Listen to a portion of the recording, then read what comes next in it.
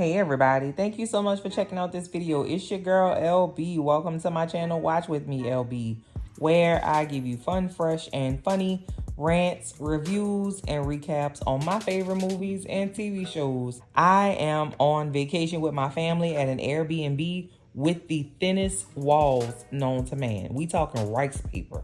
I'm in a literal closet right now because I tried to do this video in my bedroom. Nope, I heard everybody's conversation as well as the dryer, the washer and the dryer going. Okay, I couldn't do it. So I'm gonna be off camera today, but baby, I couldn't wait to get in here to talk about season 3, episode 5, because everybody had their paid full membership to Messy Boots Express. Everybody was just so messy. I love.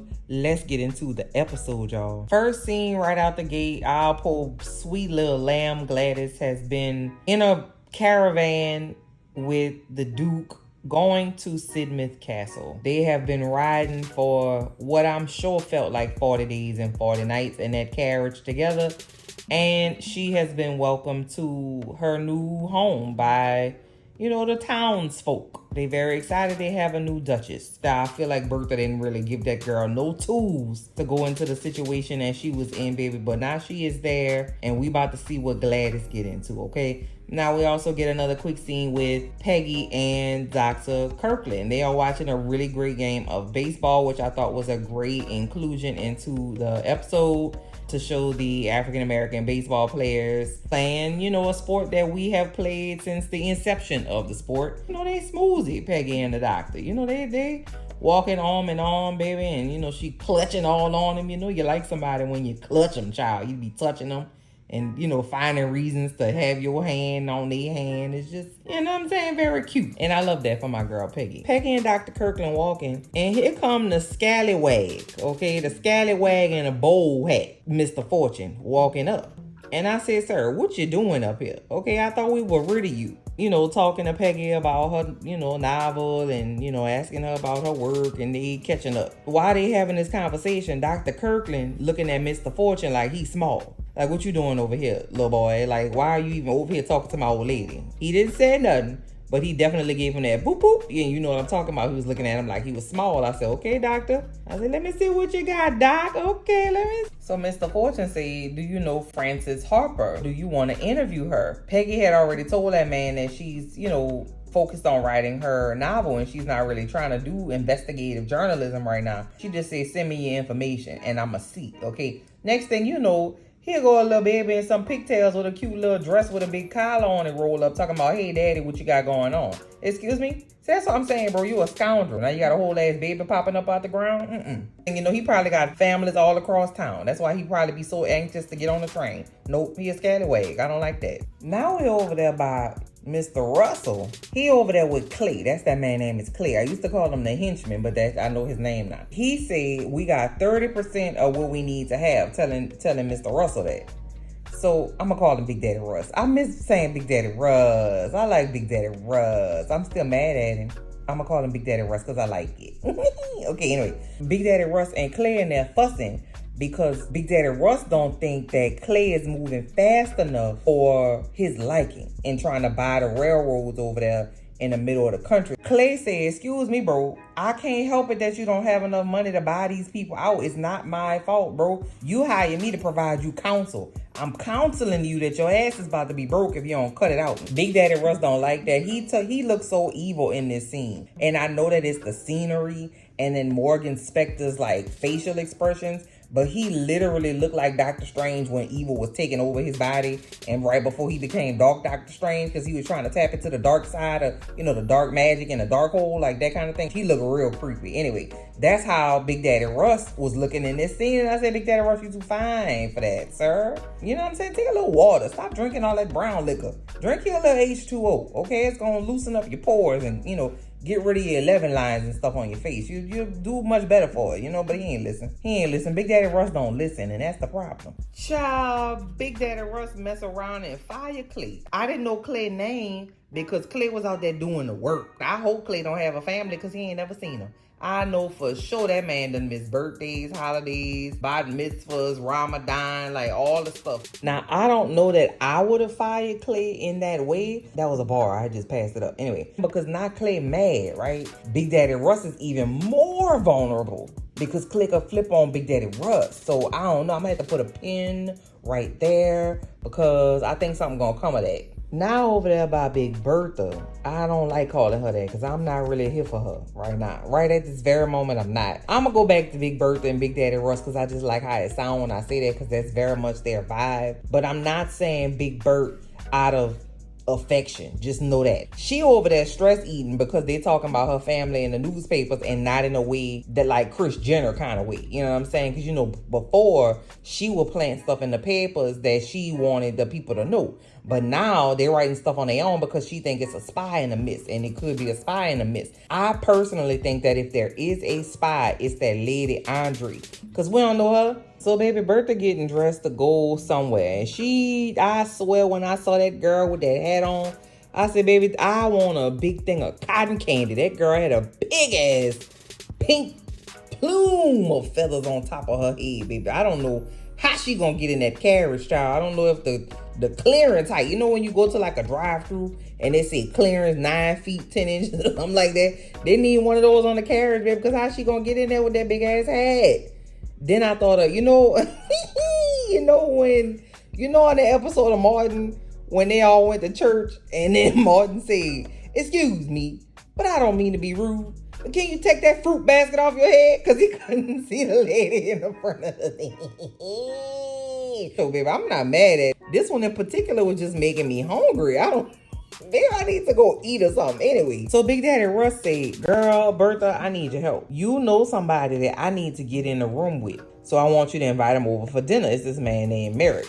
His family owns the railroads that Big Daddy Russ trying to buy that they won't sell to him. So he want Bertha to entertain the man because we've seen them do that before because they, tag team." Bertha said, "Bet, I got it. Don't you worry about a thing. We gonna get it done. I got you, Big Daddy Russ." So now over there with our sweet little baby lamb Gladys. Okay, she over there in that draft ass Sidmouth Castle. The English Disney witch taking her for a tour of the house. That lady, okay, let me get my words together because it's a fictional character. Fuck that bitch. I don't like her, okay? Because she got an attitude. They were taking her on a walk around the house. They talked about her portrait and Gladys is like, "Yeah, my mama got a portrait done for me, and it's at the house in New York." And then the English Disney witch gonna say, "Yeah, that's the best place for it." Pause. Girl, we are too high up. I will push you over this banister, baby, and your portrait gonna be on the wall. Okay, you better relax, girl. Okay, they walking like 2 more steps, and then Gladys said, "Well, what is this contraption you have on the floor right here?" The lady gonna say, "You ain't never seen a mouse trap?" "No, bitch, my house don't have mice. I ain't never seen this before. Clean up your house, girl. You got all kind of nooks and crannies where all these rodents can come around spreading disease, and you gonna look at me like I'm crazy because I don't have mice? How dare you?" Then she gonna say, like, "We can't be up to the minute. We like to keep our stuff because we've been here since the 1600s, and we, I know y'all like y'all new stuff, but we like this." Girl, please. I'm not talking about the actress, okay? I'm not talking about the actress. I'm talking about the character, okay? Please know and understand that. The Disney witch also looked like Cousin Lumpy from the Addams Family. Now pause, okay? I watch the Addams Family at least 3 to 4 times a year, maybe, the first one. And I know Cousin Lumpy when I see one, okay? You're not going to put Cousin Lumpy in my face and expect me not to see the resemblance, okay? And again, I'm talking about the character. She got the same hairstyle as Cousin Lumpy, and she got a tight-ass blazer on the top with a little pocket square and all kind of shit up in the neck. That's Cousin Lumpy vibes, okay? Don't come up to me, Cousin Lumpy, talking shit about me because I don't have rats and mice in my house. That's why I draw the line. Now over there in the Van Ryn house, Peggy and Agnes sitting down, and Marion come in with a letter from Mr. Fortune because he said, I'm going to send you all the information and stuff and about the lady that he want her to interview. So a letter come in from him with a train ticket to Philly because she going to interview the lady. Marion asking questions and not being sneaky at all because she don't want our Agnes to know what's going on. And remember, Marion know the tea with Mr. Fortune. She know he a scoundrel, okay? She like, "Do you think it's wise to go to Philadelphia? Is Dr. Kirkland gonna be accompanying you?" And our Agnes be knowing, but she also don't. She was like, well, why would she go? Why would a doctor go with her? She is feeling fine. Ain't nothing wrong with her. Oh, Nanu, you don't know. But then I was getting aggravated because, girl, talk to me later, okay? Why you trying to have this little incognito Esposito ass conversation with me in front of our Agnes? Just talk to me later, girl. We could just go downstairs or go in my room or go in your room or go on the porch or go in the backyard. Calm down, Marion. Shit, she's so damn nosy and bright-eyed and bushy-tailed sometimes. Now we get a scene with Big Daddy Russ and Larry. Now, Larry, as we remember, is now a gugagillionaire. Big Daddy Russ wants Larry to go to Morenci, which is a place he got to go to square away a deal, to go square away a deal. And then Larry said, excuse me, I'm going to ask you to stop right there, Daddy-o. What's in it for me? And then Big Daddy Russ looked at Larry like, excuse me? Yeah, hell yeah. Listen, I love you, Daddy, and I appreciate you. I'm a man now. Call me Lil Daddy Russ, all right? Because I'm out here working just like you out here working. And I got money just like you got money. We ain't got the same kind of money, but I got money. I got that money, okay? So I said, all right, Larry, you better do it, boy. Listen, I say I'm not mad at it. That's Lil Daddy Russ. Don't play in his face like that. Lil Daddy Russ say, I can't leave right now. I'm going to ask Mary to marry me. And Big Daddy Russ looked so proud. He looked so happy. It was a nice little father-son moment. Now, poor little lamb Gladys and Adelheid is in her room getting dressed. And Adelheid put these diamond brooches in her little French bun. You know what I'm saying? I don't know what that is, y'all. You know they have elaborate styles. It look like a French roll to me. And her and Adelheid are having this conversation about, you know, all the feelings they feeling. And they both agree that Lady Sarah, also known as the British Disney Witch, also known as Cousin Lumpy, is a problem. Okay, she's a problem. Pause. What is she even doing there? I don't understand why she's even in that house anyway. And if she is, girl, stay in the left wing on a downstairs in the garden unit, please. Now we go over there with Larry and Marion. They in a park and they on a promenade. Larry took her into a willow tree, like a wishing tree, a reading tree, a willow tree. I can't remember the name of it, but the tree that droops and you could go inside. It's like a little fairy land. It was cute. And he proposed to her and they say yes, and he gave her a ring and it was really, really sweet. Larry looked really happy and so did Marion, but it's good to see a man on this show look in love and like happy to do something. I've been wanting them to get together since Ben. Okay, that's been my pick and I'm glad we got one. He better stay alive, okay? And I'm not playing. I'm not putting it into the atmosphere. I'm just getting it out right now so I'll never have to say it again because I love them two together. So, of course, Larry and Marion go to the house to tell the aunties. So the aunties down in the parlor having a little tea. Of course, Ada she's sliding down the wall, child. She can't hardly concentrate. She about to drop all her tea and scald all her legs. She said, we couldn't be more happy. And then Agnes said, not possibly. But the way she said it's so crazy. Agnes, girl. And then it also comes up that Larry is going to be leaving for quite some time. And Marion looked like, well, damn, why you ain't tell me he was about to go nowhere? We just got engaged 7 seconds ago. Like, where you going? So then they leave to go tell the Russell family. And Agnes mad because she's like, I just asked that girl the other day if her and that little boy was together.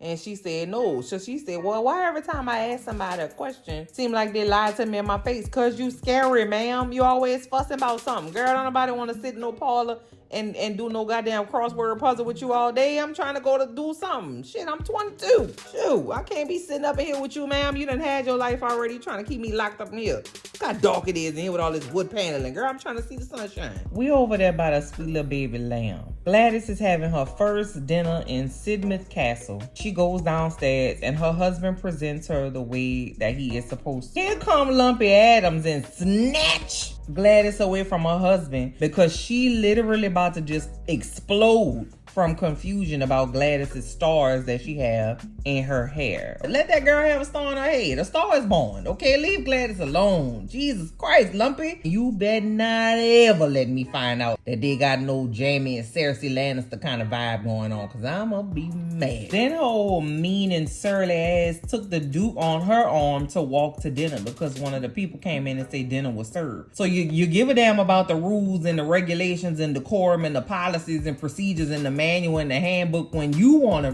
be worried about them, but when you want to embarrass my friend and my sweet little poor little lamb Gladys, you don't care about them then. Oh, that girl, listen, I'm trying to be calm because I'm in a closet. And if anybody found me in here hollering about fictional people, they're gonna be concerned and I might ruin a vacation. When I get over there to the Russell house, I'm bewildered, I'm bothered, and I almost am bereaved because Lord, this is just not going well between Big Daddy Russ and Big Bert right now. Okay, so we just got a scene where Big Bert is coming down to see, Big Daddy Russ because Larry and Marion are down there and they have, gotten engaged. Bertha don't know that yet. Mr. Merrick is coming through the door at the same time. She walking down the stairs and she walking him into the parlor. But you remember that scene in Selena where Selena mama was teaching her to do the washing machine on the water that time and she was shaking her hips and stuff? Bertha was doing the washing machine walking downstairs with that man, and I said, baby, what's going on? First of all, I know you got too many layers on to be moving your hips like that. I ain't like it. So they go in the room and they tell Big Bird, girl, guess what? Your child is engaged. Bertha looked like she was about to throw up. She looked so sick to her stomach, like, excuse me? Who approved that? Didn't nobody ask me? They get in that dining room. I was like, wait a minute. Would you like me to leave? You want me and Big Daddy Russ to go ahead and go? Because, baby, they was flirting down. Do you understand what I'm saying? They were talking about Italian opera and Italian art. And then the man kept looking at Bertha out the side of his eye. He ain't even looked Big Daddy Russ' way. Like she had took them 72 layers of clothes off and was just sitting at the table. Just bucket. Okay, bucket deck it. I said, wait a minute. Hold the line. You're not supposed to be side-eyeing and eye-fucking this man's wife at the table. What's going on? What is going on, Merritt, bro? Your wife is one of a kind. But you look beautiful in that. Wait a second. So then George and Merritt go in the room and I believe they're playing billiards, right? Because billiards and pool are two different things. And Big Daddy Russ wants to buy the stuff. And so he was, making his move. The man was like, no thanks. I know Big Daddy Russ was about to just combust. You mean to tell me you eye fucking my wife at my table and then you come to my game room and tell me I can go ahead and get up out of here because you ain't about to do what I want? Oh no, I know Big Daddy Russ had it, y'all. So now over there by the Van Ryn house, Miss Bauer, or what's that lady name? The cook lady. She gonna tell everybody exact dollar amount down to the cent that John/Jack got. Dang, bro, I thought we had this in confidence. Didn't we snuggle up over some freshly baked bread at night while you had your little nighttime clothes on and you said we gonna hold it tight together and this the only family I ever had? Why you telling my business? We did say in the comments, cousin, that we had to watch her. I also really enjoyed the shock and awe and damn near terror on Armstrong's raggedy face when she heard that John/Jack is a millionaire. Shut up. I was waiting on them little curls to fall out of her head. I can't stand that lady. Now, speaking of John/Jack, Larry done took him to the club for the bachelor party for his friend. He done took him to the Haymarket. Child, John/Jack walked through that door and his eyeballs literally couldn't have expanded anymore. Like they just weren't gonna be able to function properly anymore after that if he had exposed them to any more light. Baby, they had women in the center stage boxing. They had people on the sidelines having sex. People was doing drugs. They had hookers and hoes and scallywags and all kind of people walking around with their titties out and stuff. Some trans girlies in there. I say, baby, John not gonna be able to function properly after that. You want that man to go back and serve somebody tea after he done saw a man with his titties out? He ain't never seen no shit like that before. That man can't function no more. You done exposed that man to the dark side. He probably gonna be outside doing crack and shaking his ass. He ain't not gonna know what to do. Larry was looking over his shoulder and he was looking at a lady. And I was like, don't you tell me Larry about to come in here and be no scallywag now. And he walked over to the lady and said, aren't you Maud Beaton? Now pause. I had forgot who that was. I was like, who the fuck is Maud? So I started singing the theme song to Maud because I used to love the theme song. Never watched the show, but the theme song is a certified bop. Lady Godiva was a freedom rider, and and then there's more. That theme song is so good. But then I had to come on back and was like, who the hell is Maud? That's the lady that stole Oscar Van Ryn's / Aunt Agnes money. Now she in there hooking. And I said, oh my God, girl, what you doing in here? Why would you come back here? Cause it seemed like Oscar, Oscar be outside. He would have been to the Haymarket. So why would you work at the Haymarket if you know the man that you stole from has a chance of coming up in there? Maybe she didn't have a choice. I don't know, but that was Maud, child. Baby, now it's nighttime over there at the Russell household, and it's going down, okay? Because Big Daddy Russ go in there by Bertha in her little room and stuff, and they start arguing. Big Daddy Russ said, I felt like a cuckold at my own table. First of all, pause. That's not a word you hear often. So when he said that, I literally said, oh, I don't think I was mature enough to hear that word in the argument, because I'm a goofball. So I was giggling down. I was like, oh my God. First of all, let me just also say, I don't want to be a child of divorce, okay? I can't handle Big Daddy Russ and Big Bert getting the divorce, because I'm going to have to choose Big Daddy Russ, and I don't want to do that because I'm a girl's girl. It's going to be complicated for me. Don't make me make that choice. Big Bert was like, listen, you didn't close the deal. That ain't got nothing to do with me. Then Big Daddy Russ going to say, yeah, of course, you're not at fault because you as perfect as an Italian fresca or something like that, kind of going back to that little flirty flirt when they was about to fuck on that dining room table. And I was like, oh, he mad, girl. He is mad. Now we over there with the sweet little baby lamb Gladys. And Adelheid crying. And I'm getting mad because Adelheid is just as sweet as Gladys. I'm like, bro, what's going on? Lumpy Adams done fired Adelheid. I said, well, what the hell now? Because she put them things in that lady head. Girl, calm down. Lumpy, like, ugh. Gladys said, you're not about to take my Adelheid away from me. So she go down there to see what Lumpy talking about. The Disney witch sitting in there looking like a perfect Disney witch. Don't Disney witches just be sitting down doing nothing all day until they decide to get up and ruin a Disney princess life? Disney Witch 101, child. Anyway, so she's sitting down, she reading a book. And then Gladys didn't say nothing. I'm like, bro, you ain't even go to bat for poor little Adelheid. Now what she gonna do? She done lost a job. She ain't got nothing to do when she get back home. The Duke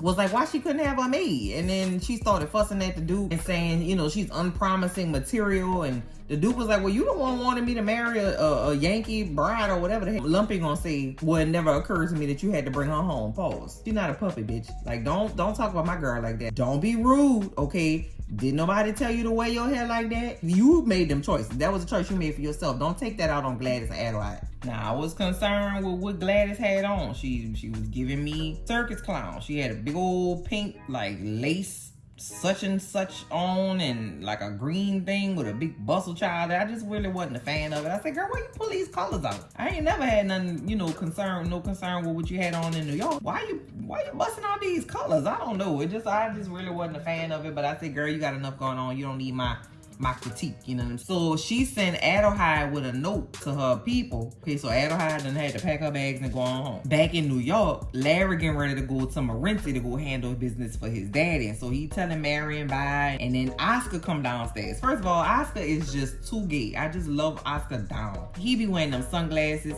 Pause. I heard that in the 18 such and such, if you wear sunglasses, it was because you had syphilis and your eyes was sensitive to light. I am sorry to the syphilis community. I am not laughing at y'all. I'm just laughing because I'm goofy. He just looks so cute though. I just love Oscar. Anyway, Larry tells Oscar while he walking down the stairs, I saw Maud beating at the club, my guy. You might want to go pass over there and see what's happening. So now Oscar got that look on his face. He contemplating. He trying to figure out what he gonna do. And if I wasn't aggravated enough with how Lumpy Adams was doing my sweet little poor little baby lamb Gladys over there in England, I get over here stateside by Peggy and Dr. Kirkland. They're at the train station because he, walking her to her train. She going to Pennsylvania to go interview the suffragette lady, right? Why she blink her eyes 2 times and Mr. Fortune pop up out the cobblestones with his goddamn hat in the suitcase ready to go to Pennsylvania with her? Pause. Who asked you to come? Okay, we don't even like you. You're a scoundrel. Mr. Kirkland say, excuse me, bro, what you doing here? He said, yeah, I'm going with you to Pennsylvania. I had to change your heart. I done wrote the suffragette lady and it's all good. Peggy said, I beg your finest pardon. You're not going with me. Okay, I'm gonna do the story by myself. I'm not gonna do it at all. So then here go Mr. Fortune pushing Dr. Kirkland. Peggy got between them, and then Mr. Fortune left. Talking about, I can't wait to read your article when he get back. How much you want bet she gonna go to Pennsylvania, do the work, and then because he mad that he couldn't force himself on her trip and try to get with her overseas like he did, not overseas, out of town like he did last time, that he not even gonna put the article in the paper. Bet money. I don't like that man, and it sucks because he's cute. So then we get another quick scene with mom and dad. Okay, mom and dad is at the house. Bertha coming in and say, hey, what's going on? Big Daddy Russ tell her that he fired Clay. So now Bertha got all these questions. Big Daddy Russ said, girl, please zip it up. Put a sock in it, okay? Because now Big Daddy Russ not trying to be patient with her no more. He not trying to like hear her out or like listen to what she got going on. Because bitch, I don't care, okay? I got stuff I got to going on, girl. We about to lose it all. What you can do is find out how my child is doing over there in Merrill, England. Get on the line and figure that out. I don't care about you going to Newport. Zip it up. It's getting progressively worse. Every time they in a room together, they end up fussing. And I just get very uncomfortable when my mom and dad fight. So now we get another quick scene over there with Ada. Now, Ada done went to, what you mean he don't eat no meat, Madam Chivalry or whatever her name is. Now, this time, Ada done went to her house. So when Ada get there, it's already two grieving ladies sitting at the table. Set up. I can see the setup coming from a mile away. Them two ladies already work with Madam Chivalry. Madam Chivalry coming there with a bunny rabbit attached to her chest, girl. I said, girl, what you got that for? Why you got that fur thing on? It's like a bunch of rabbit's feet. Remember back in the day, people used to carry a rabbit's foot because they said it was lucky? I don't know, maybe that was just in New Orleans, child. I don't know. Anyway, so Madam Chivalry coming there and say, oh my God, welcome, girl. I'm so glad to see you. I knew you was coming back, girl.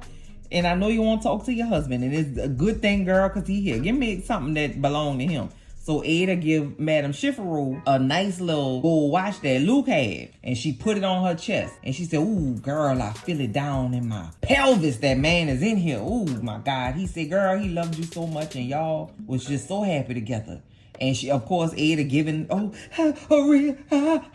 know, she buku excited. She giving the lady all kind of information that she could use to kind of build the story up. And of course, she could have read the obituary. She could have talked to somebody. She probably cool with the house staff that work, you know, that's familiar with Ada. It really ain't that difficult. Next thing you know, that goddamn watch is gone. It's in them little rabbit's feet on that lady's chest. I said, Madam Chivalry, girl, you did that nice. You did that nice and clean, okay? So I said, oh my God, girl. She just got hustled, poor thing. Ada get back home and say, ooh, ooh, ooh, ooh, ooh. I got a new attitude. She said, I'm done with all this black, okay? I'm about to wear a little purple. This a little pastel. You know what I'm saying? I'm gonna give y'all a little pastel purple. A little pastel blue if I'm feeling frisky. You know what I'm saying? I'm not going to do too much. So now, baby, we done with New York. We going to go ahead and mosey over to Newport, okay? Newport, you know, that's where they put the ladies who husbands ain't shit. They put them up on the shelf like preserves, okay? So that's where Aurora Fane is. And everybody to come up to Newport because Miss Fish having a party because you know how she do. So Marion is there. So she tells Aurora about the engagement and Aurora's very excited. And, you know, Aurora, she trying to do her best, child. So Aurora and Marion go to Miss Fish house for the little get together, and the man announces them. Girl, you would have thought Aurora came in on the back of a donkey like Jesus on Palm Sunday, baby. The way they was looking at this lady, I'm like, what? Like, what's the problem?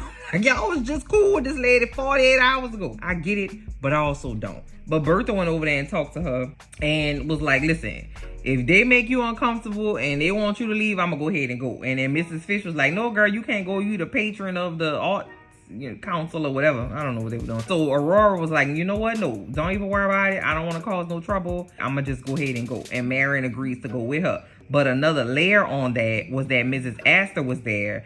And Mrs. Astor don't get down with no ladies that's put on the shelf because their husband's not shit. Meanwhile, her husband not shit. And her daughter was outside giving her vagina away. And now her husband, her son-in-law, Mrs. Astor's son-in-law, was about to die in a field because he was in a duel from last week. So that's still popping. And so now it's causing commotion at the place. But Mrs. Astor's still on her high horse when whole time people with glass houses. So then, baby, the party over, everybody leaving. They done had their cucumber sandwiches with the crust cut off and everybody carriages is pulling off. And Miss Fish and Miss Astor is in the living room and they talking, and Miss Fish let Miss Astor have it. Like, what's going on with you, girl? Why are you treating Aurora like that? How you gonna treat this lady like that who was your friend for years and years? Your daughter is on the way to divorce court. Are you gonna oust your daughter the way you ousting Aurora Fane? Because you can't have it both ways. Yep, Miss Fish, that's what I'm talking about. Miss Astor didn't have nothing to say. She was gagged, okay? She was gagged, and I say good. Y'all, the last like minute and a half of the show, I literally say, oh no, like literal out loud, because Bertha get back from Newport,